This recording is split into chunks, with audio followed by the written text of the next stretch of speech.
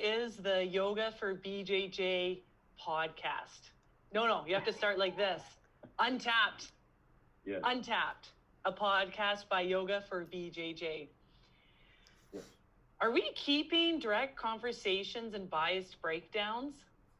Or just direct let's say, since this is the pilot, let's save that for later. Just the Untapped podcast by Yoga for BJJ is better for now, yeah. I do think we should keep this little segment in the start. And like, I can clip it if you want. I just think it would be really cool for the first one to be a few outtakes and then start. I think it'd be quite funny. But yeah, anyway. Yeah, that's a great idea. Yeah. Right, people like that stuff. Let's start over. Outtakes are the best. Okay.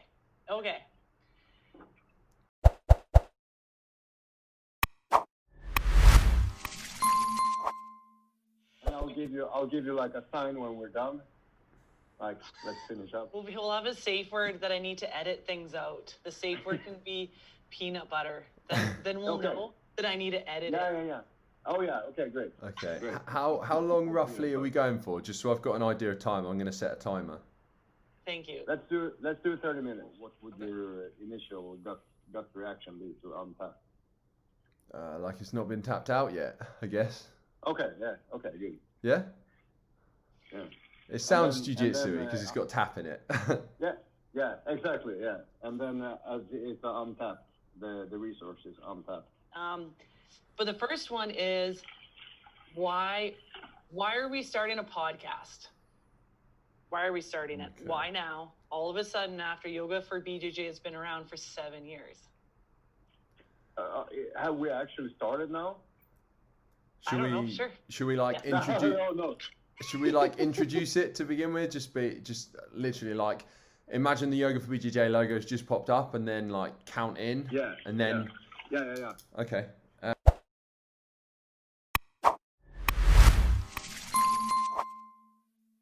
Perfect. Like we are live and this is Sarah talking for the first ever Untapped podcast. I'm here with Sebastian Brosh and the legend Adam Ellis. Proper legend. And, the British legend. This is our pilot podcast. Really informal. Sebastian is cooking in the kitchen, and Adam is in Abu Dhabi, chilling in the sun, chilling in his room in the sun at the UFC. And I'm Sarah here in the ice cold Kelowna.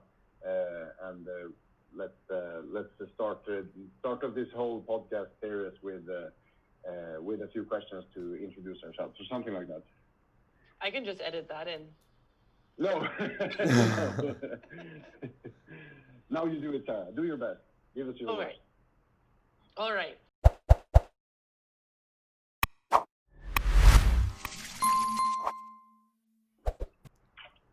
Untapped, a Yoga for BJJ podcast. We have Sebastian Brochet cooking in his kitchen from Norway.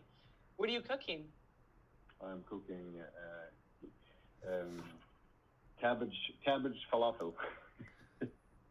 Wow, who knew he could? That looks amazing. That's a good hidden talent. Everyone's coming over for dinner. Nice. Wow. What time is it there? It's in the middle of the day. No, it's in the morning. I don't even know. Where are you, Sarah? It's cooking time. Yeah. I am in Kelowna, BC in Canada, and it's actually 1 a.m. here. So I've got some pretty heavy commitment and a little bit of coffee.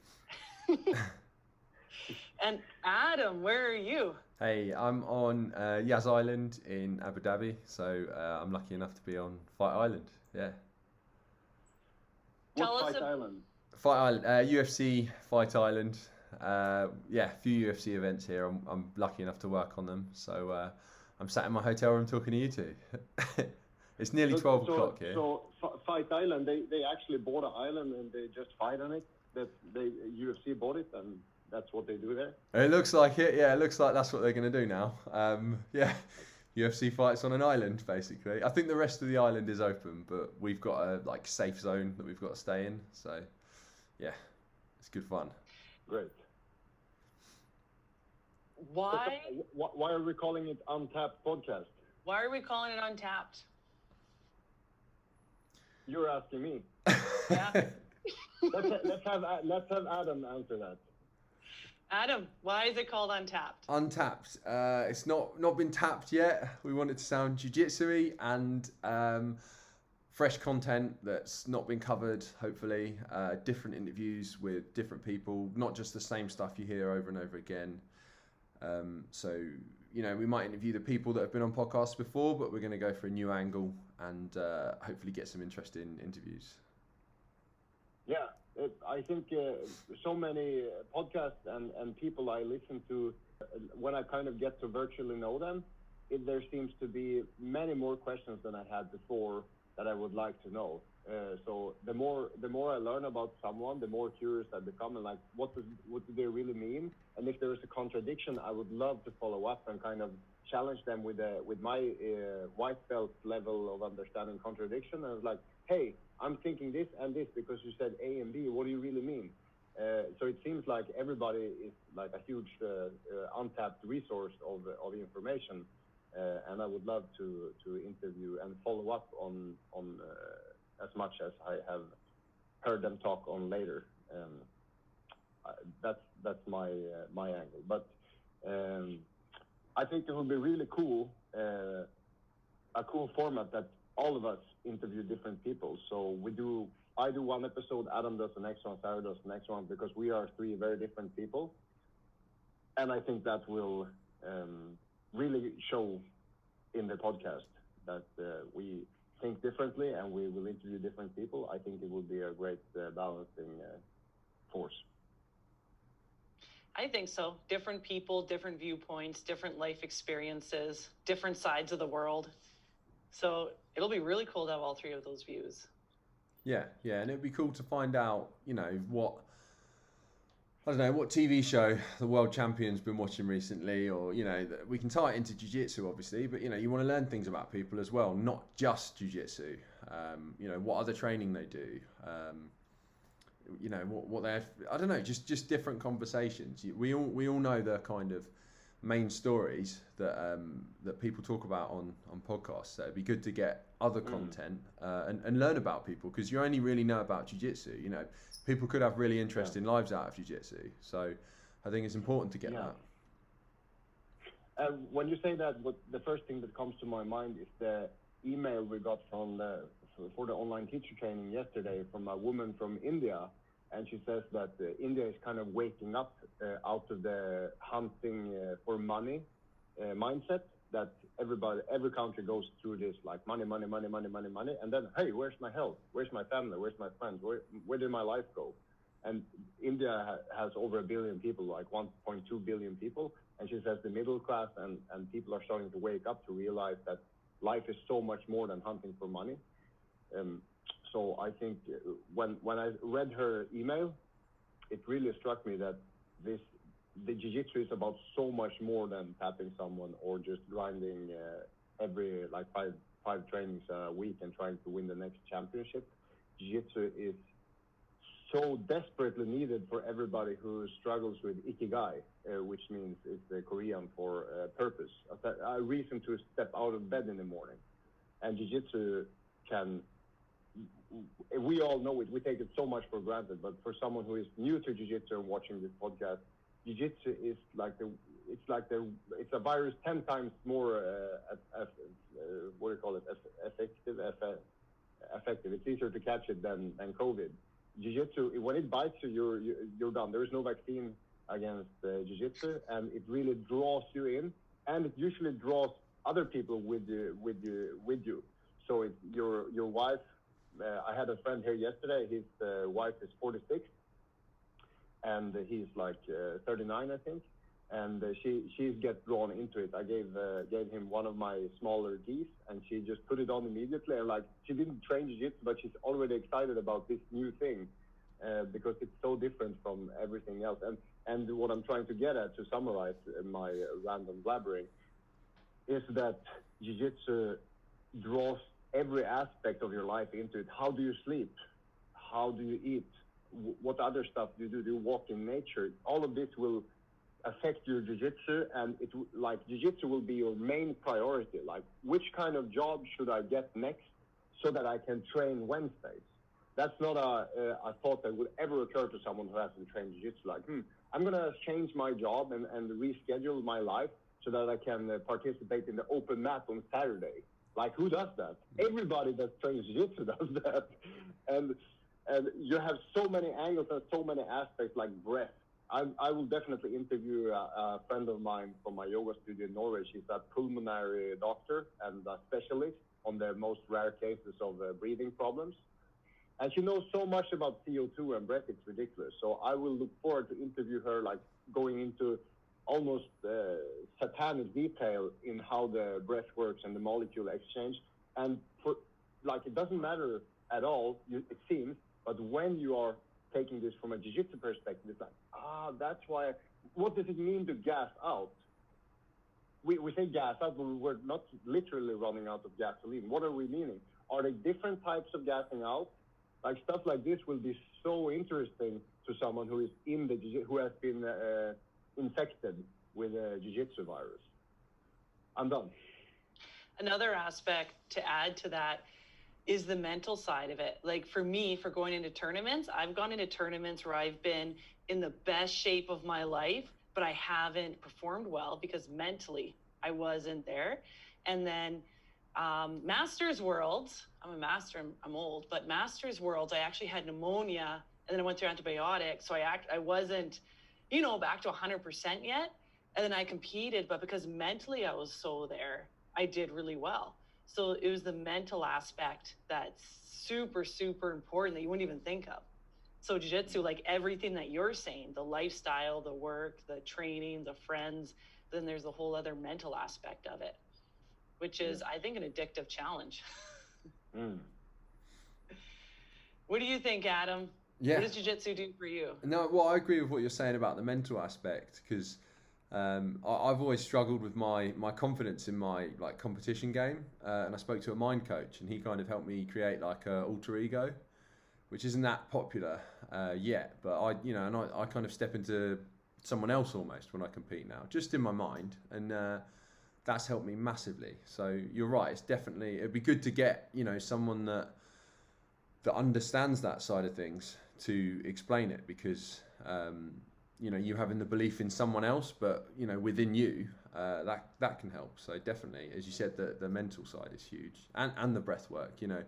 It's not just going to a competition, chilling out and smashing it, and then going home and posting your medal. That's fine, but there's so much on the build up to that. Obviously the training, the hours put in, but there's so much around that. So it would be good to get people's take on that. And I think we've got the kind of platform for that already. I think just because we've got people that follow, we've got people interested in jiu-jitsu and alternative training with the yoga for BJJ. People that want to not be injured and broken, or be less injured and broken from jiu-jitsu. So we've got people exploring other things that's not just jiu-jitsu. I think everyone, as you said, Sebastian, everyone has that awkward conversation with their boss where they're like, can I come in late on Saturday? And then you come in all battered and they want to know what you've done. People are exploring things around jiu-jitsu that's not just jiu-jitsu. So I think it'd be a really good podcast for that. Yeah. Definitely. Yeah. And of course one thing that made Yoga for BJJ grow from 20 members in 2013 to however members we have now, I don't even know, and it doesn't matter, but it grew like 100x since then at least. So one thing that really made a difference is listening carefully to people's critique and being able to filter, because a lot of critique is just completely stupid and unfounded, and some critique is like, oh, this is our blind spot, this is what we missed. So we will do the same with this Untapped podcast, that we listen to the feedback, and all the stupid comments will just be ignored, but then the valuable thought through criticism will change the structure of the podcast. So if you guys take the time to listen, think, and then formulate your critique or reply or feedback, it will shape the future of the podcast 100%. Yeah, even if we can, as you said, if we can create a discussion from our podcast as well, like if people comment and what their thoughts are, it could create another podcast there, because they'll have their take on it. Yeah. And hopefully that'll be good. A bit more interactive than your usual podcast, which is just an interview. A bit, a conversation that creates a conversation. So I'm sure that since we will only do 4 podcasts each per year, so 1 podcast per month, plus minus, you will want to talk a lot more about the stuff you talked about in the last podcast, and we will probably do that in the weekly live stream AMA. So every week we're doing a live stream on Yoga for BJJ, and then like 20 or 30 minutes before we go on social media and we just babble to the phone, and we'll probably digest a lot of what we did in the last podcast there, right? Yeah, that'll be good, because then we're getting those questions, we can answer them there, and then, right. Yes, that's good. Good point. I think it's so big to have a podcast, because I know I love listening to them and getting inside of people's heads, and I like what Adam is saying, the more informal, because it's like, I want to know what the world champions do in their day-to-day, because you see on the Instagram is always everyone's perfect world, and I'm like, that's not what you do every day. That's your perfect picture. So to hear what these people do as humans every day. Yeah, and I'd like to hear too about their losses, about just all that other stuff too, because it's something that I can relate to. It's like, oh, they're human too, and they're a world champion, and look where they are. So just the podcast, listening to all of that. Yeah, and one of our main missions, I believe, at least you can do whatever kind of podcast you want, as long as we keep the same format, but you can be whoever you want.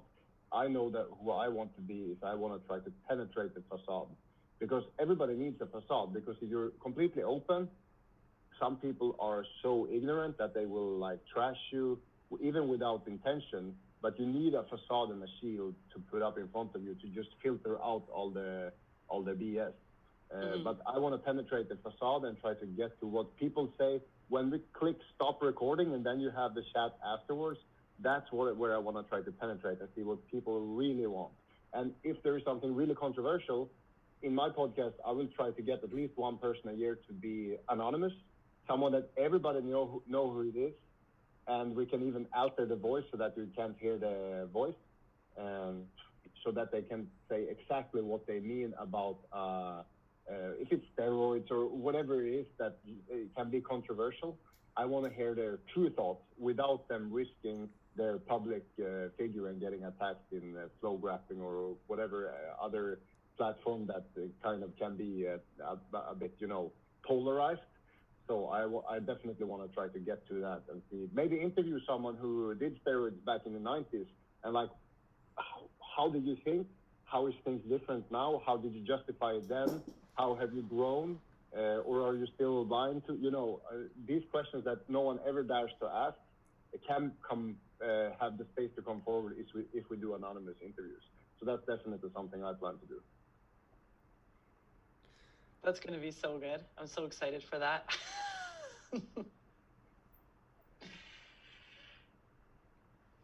Should we talk about ourselves a bit too?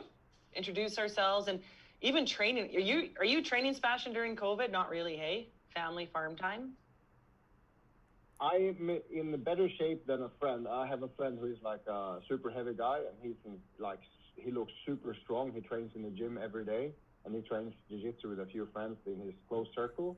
And when he comes to the farm, like, I love the guy because he comes here and helps me more than I could ever ask for.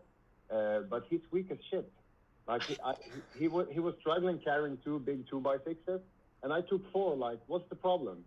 I'm like, if you look like a Greek god, why are you working out in the gym every day? He's like, to look good, of course. He said that jokingly, but I'm in fucking super strong. I'm super strong condition compared to that weak guy, and he's a lot. Of course, he doubles every weight that I do in the gym, at least, maybe triples. But when it comes to farmer strength, he's way behind. So I feel my ego wants to say that I'm in tip-top shape. I would probably get smashed by a white belt 6-year-old, but at least in my head, I feel great.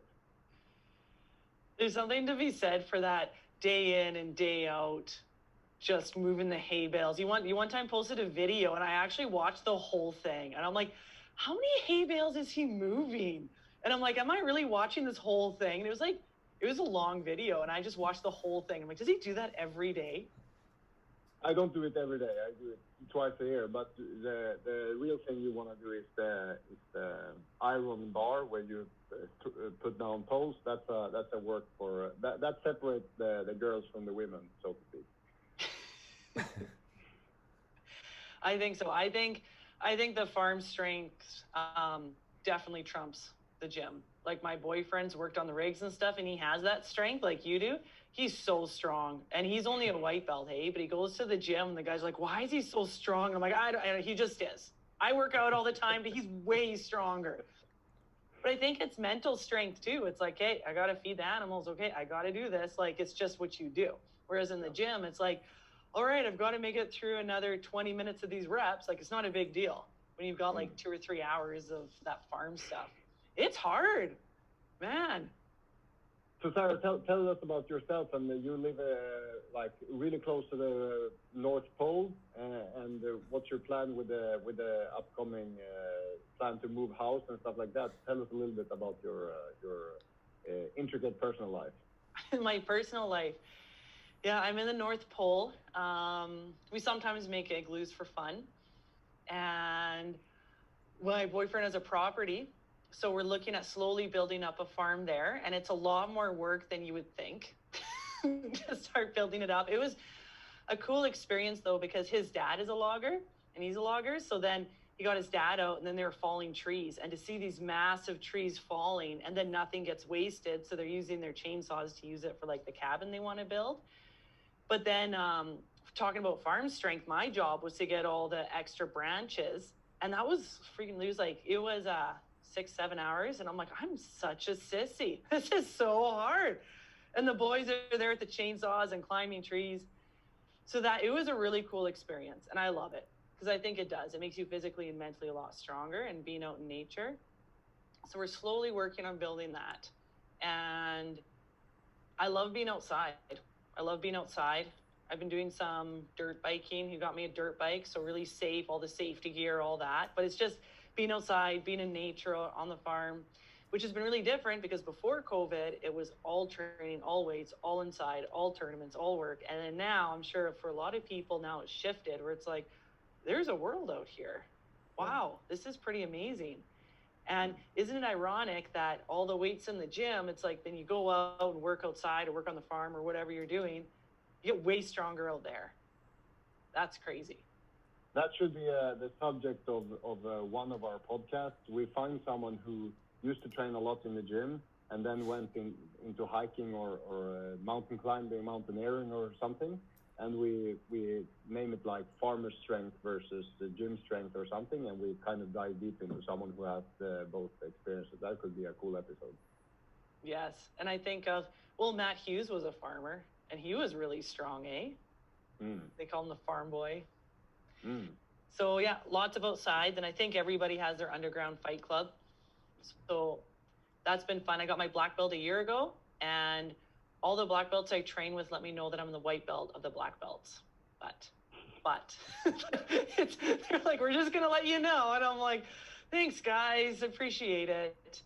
But someone else, one of my other training partners just got her black. So now she can be the white belt of the black belts. So that'll be a nice relief for me. What about you, Adam? What's going on in Adam land? What do you do in your life? Well, we can't train properly together yet.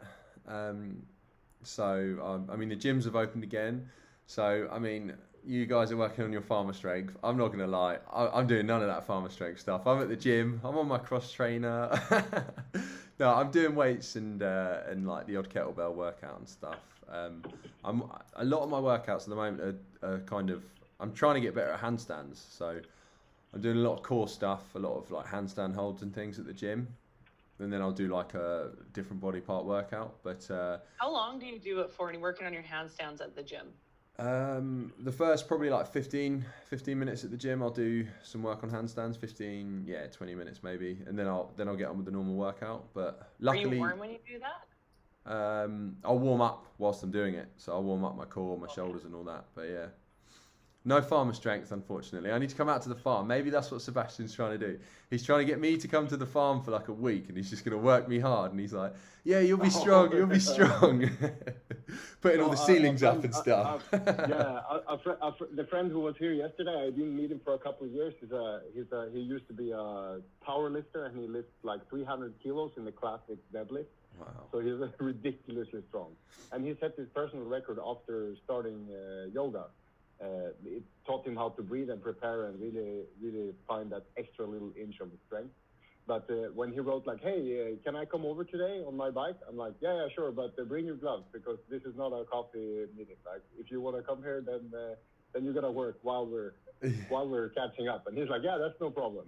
So those are basically the only friends I have left. Is like a handful, less than a handful of people who like, "Hey, can we come visit and have a nice chat?" Like, yeah, while we're putting down poles, we'll have a chat. Are you worried while all your friends just call you on the phone now? No one comes to see you. You work them too hard. Yes. Is that why you keep us around? We'll see how good you are, but if you want to come visit and you have two hands, then you're qualified. I'm gonna fake an injury before I come. There is a list. Having a farm is like playing StarCraft 2, and you're like, why? Because in StarCraft there is a list of at least 100 things you should be doing, but you have to prioritize and only do the top 10. That's exactly how it is to have a farm. Like you should be, in an ideal world, you would split yourself in 100 and do everything, but you basically only have 5 hours extra every day that you're not doing all the chores, maximum 5, maybe 3. And if you have a kid, you have half an hour. So then you have to be so good at prioritizing and planning that it's ridiculous. So like, what type of chores? No, I do a whole episode on when we do the farmer strength episode. I will. Yeah. But everything that needs doing: housework, animal maintenance, walking the dogs, just the logistics, moving things here and there, making sure you have all the pantries, cooking. If you want to eat healthy, then you have to cook from scratch. So basically, you're always behind at least 16 steps. So as soon as someone comes to visit and they can help you catch up, it's like a huge relief. And I'm so grateful every time someone gives me half an hour of their time. My grandma is here, and she's her hobby is building log houses. So my mother, my son's grandmother, so she's 65, I think, 64, 65. And she builds a log house as a pastime. Wow. So my struggle now is to get her to not use the chainsaw and just lifting big logs and try to help me with cleaning the kitchen. And she's like, nah, I don't want to do that. I want to build a log house. I'm like, it's a struggle, and I don't think many people can relate to that struggle, but that's my life. No. Your grandma runs a chainsaw?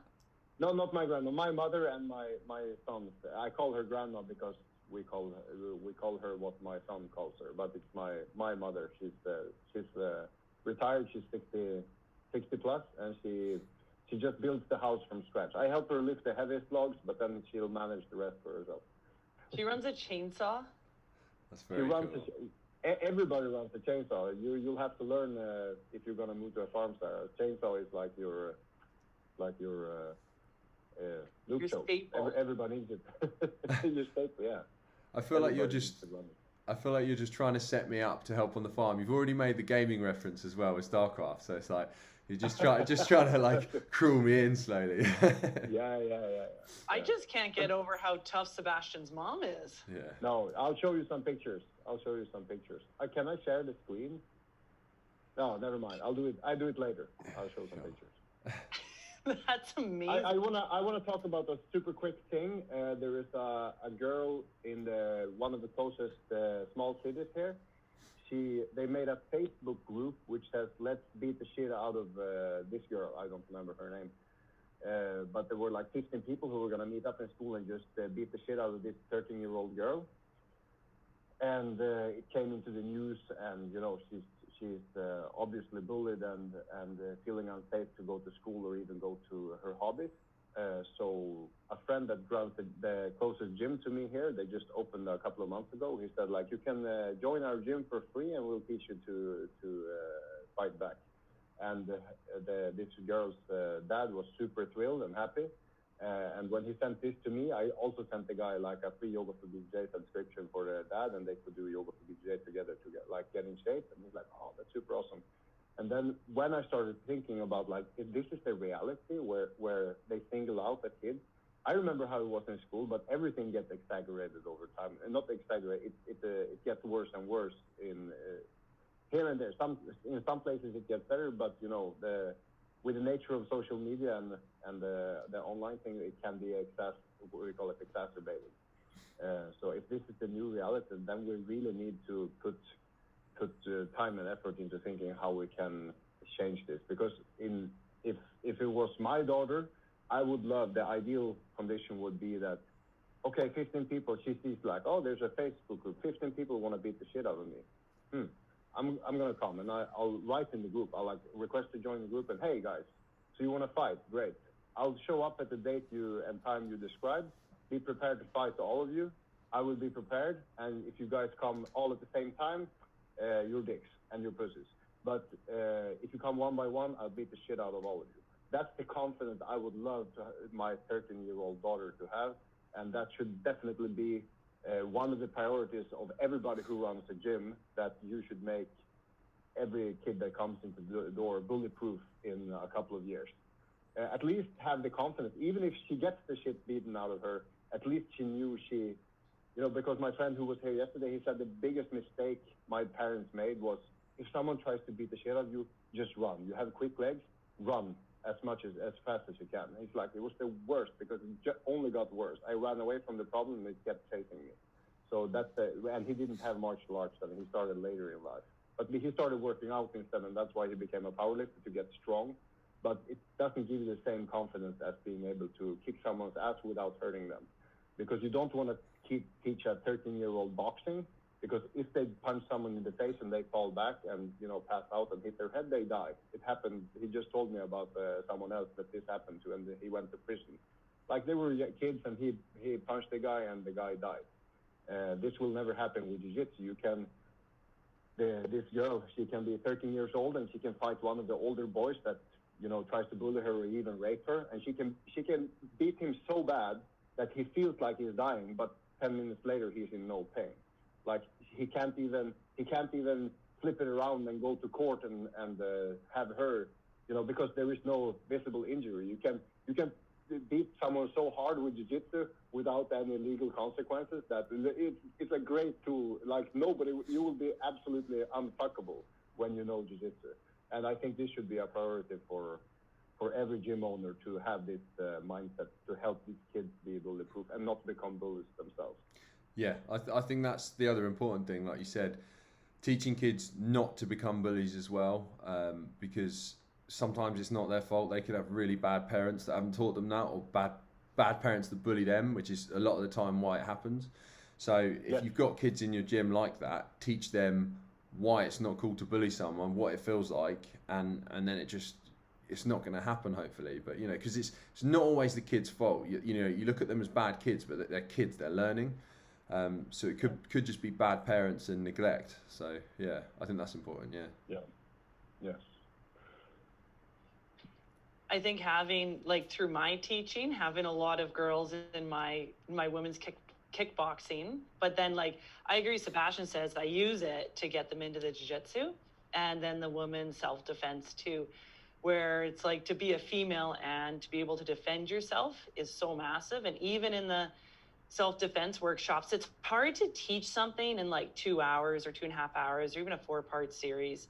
So the biggest things, like, kind of on like a bit of a different page, but some of the biggest things I tell the girls is, like, to train jiu-jitsu, to be able to defend yourself, you have to keep training. It has to go to muscle memory with wrestling, and that's what we're doing on the mats. But then also, like, if you feel like there's something weird in a situation, it's probably because it is, because that's the intuition, and the meaning of the word intuition means silent guardian. And it's really cool because it's the unconscious processing everything before the conscious does. So if it feels like there's something weird about a situation, or if a person's weird or anything like that, something's out of its element, that's because it is. If you have that feeling, that's because it is. So in regards to like defending themselves, that I found was like the first step, which is incredibly important. And I've gotten messages over the years of girls that message me and be like, oh, you know, thanks for that. Even just one workshop. Thanks for that. That got me out of a lot of trouble. I'm like, what happened? What type of trouble are you getting into, you know? But it's just the jiu-jitsu is so massive. And even me working security, it was 10 years ago now. So I was like 22. I worked security at one of the craziest pubs in Kelowna, at Rose's Pub. And there was fights like almost every weekend. And I remember one where there was a guy, he was in the washroom for a long time. And then whenever someone's in the washroom for a long time, it's bad. Like he's probably on coke or drinking or whatever, it's bad. And then he came out, and I had some other black belts doing security, but they're at the very front. So it was me and then the security guards that didn't do jiu-jitsu. And this guy didn't feel anything. Like they grabbed his shirt, they hit him on the ground, like just on the concrete, trying to get him down. And then he took a beer bottle, broke it, and he's trying to swipe us with us. So now you have like a knife with like 4 or 5 edges. So they finally kind of got him down. And then I took his back. So just a rear naked choke in tight. And I'm like, okay, make sure he doesn't go out, because I could, like, no, he's high and he's drunk. Like if he goes out, he could die. It could be really bad.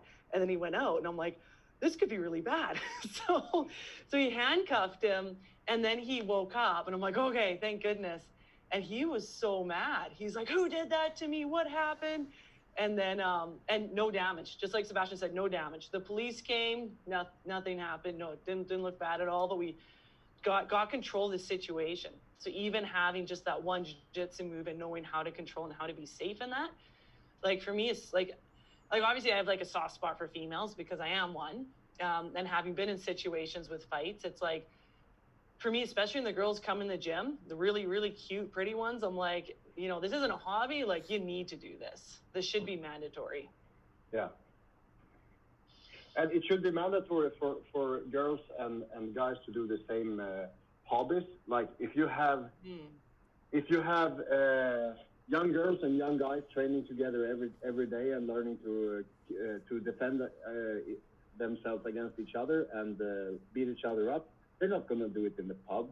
And the guys who train with the jiu-jitsu girls, they will be defending the girls when some idiot comes up in a club and, you know, starts some shit. So many. I'm a big fan of gardening. I have a really big garden that's overgrown with weeds, but I love it. And there's a saying called "Every problem in the world can be solved in the garden," and that quote is so deep. Because you become a better person when you're in the garden. And all your problems that you have are basically solved just because you are in the garden. Plus all the other layers that, like, if you could become self-sustainable and grow your own food and da-da-da-da-da. But it's a really profound quote. And the same is true with jiu-jitsu. Like, maybe not every problem can be solved in jiu-jitsu mat, but through the darker times of my life, jiu-jitsu, you forget everything for 90 minutes. You spar, you have some good time. And now there is research showing that when you process trauma and bad experiences, when you're high on endorphins, serotonin and all this, you rewrite your view on the problem. So even if you were traumatized as a child, like the worst kind of trauma, when you process this after you had a great training session, the memory becomes different. So like literally every problem that you have had can be solved when you are on the jiu-jitsu high.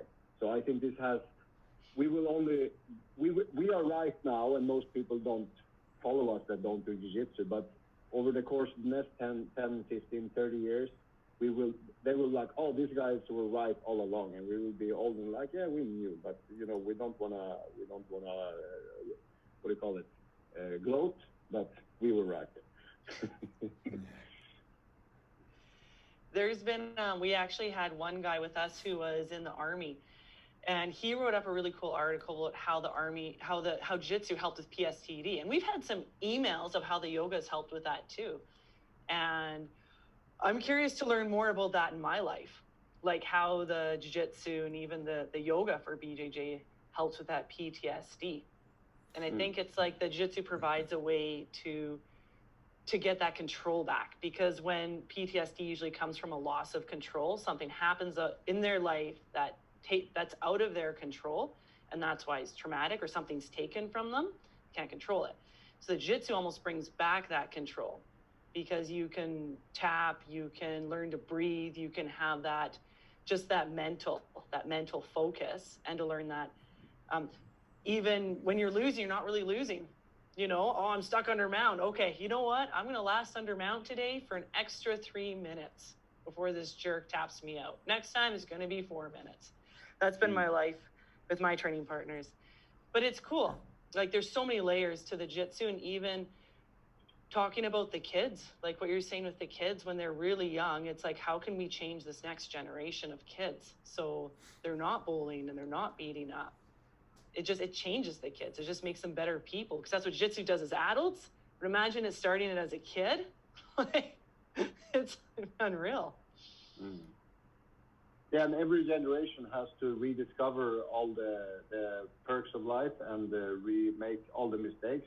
And the oldest generations, the ones that are going out, they don't have the energy anymore. So it falls on us, the adults, right now, to shape the next generation to not make worse kind of mistakes. Like, we have to, because they're shit at prioritizing. They have a lot of energy, but they're shit at prioritizing. So we need to help them to prioritize. So basically, if you can survive between 13 and 20, you should be fine. And if we can take charge of you when you're 13 or younger and shape you until you're 20, then you can be like you can be whoever you want. Just train jiu-jitsu with me for 10 years, and you can be whoever you want after that. If we can do that, we did them the biggest favor possible, because they didn't start with cocaine on a party because they were training in the gym that night. And if we can also teach them how to breathe, meditate, do yoga, and take care of themselves, eat healthy, drink water, and sleep, then we just created the next generation of superhumans. And I think that's the best we can aim for. But I think we wrap up there. What's the time, Adam? We're at 30 minutes, right? We're on nearly 40 minutes. I've been waiting for my opportunity, but it's been flowing, so it's good. But I agree with what you're saying there. I mean, even the learning pattern that jiu-jitsu teaches you, just like, you know, come down, work hard, you'll beat someone, you'll pull something off, you won't get as beaten up each time you train, and here's a blue belt for how hard you've worked. You know, start working towards the next thing. This, you know, just that learning pattern will make you want to eat better. You know, maybe go to bed earlier and things, because you learn that working hard and grinding at something, you level up. You know, you get that next thing. So, no, I agree. But yeah, nearly just over 40 minutes now. So good chat. Yeah, good first definitely. one. And I think I'm so excited to see who you guys are choosing for your first.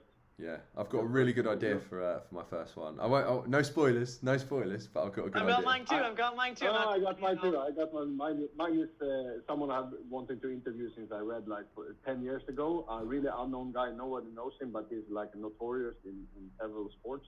So I'd love to interview him anonymously and just hear everything he has to say. I hope he responds yes to that one. Good. All these jiu-jitsu people are going to be, wondering. What's the secret? Yeah. Is that sorry? Sorry. I just said all these jiu-jitsu people that are going to be like, oh, they're going to ask me. Hopefully. It'd be cool if people start wanting to come on the podcast after a few. If we come at things a different angle, hopefully people will be like, yeah, I think I want to go on their podcast. That would be good. Oh, they will. But we will have a stacked list, because we're only doing 12. If we're doing only 12 a year, that means only 4 each, which would mean we have to prioritize hard who we want to talk to. So it's going to be a excluded few who will actually be on the podcast. And we're fascinating. That was a great one. Who knew it would have gone that way, hey? Getting kids in jiu-jitsu. Yeah. All right, guys, the kitchen is calling. See you guys in the next episode. Yeah, see you soon. Sounds good. Follow us on socials, and take care, everyone. Cheers. All right. Let's stop it there and let's have a chat. Cool. I need to stop recording.